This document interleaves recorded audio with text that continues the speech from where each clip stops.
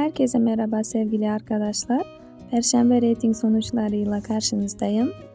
Videoya geçmeden önce kanalıma abone olun ve beğenmeyi unutmayın. İyi seyirler. Show TV'de yayınlanan Veliaht dizisi Perşembe gününü ikinci bitirdi. Dizi Total grubunda 4.21, AB grubunda 3.83, ABC1'de 4.65 reyting aldı. Veliaht dizisi geçen haftaya göre tüm gruplarda düşüş yaşamış. Now TV dizisi Halef Gökler'in Çağrısı ise haftayı birinci bitirdi. Dizi Total grubunda 9.09, AB grubunda 6.18, ABC1 grubunda 8.09 reyting alarak haftanın birinci bitirmiş dizisi oldu. Dizi tüm gruplarda güzel artışlar yaşamış. Peki sizin en sevdiğiniz dizi hangisi?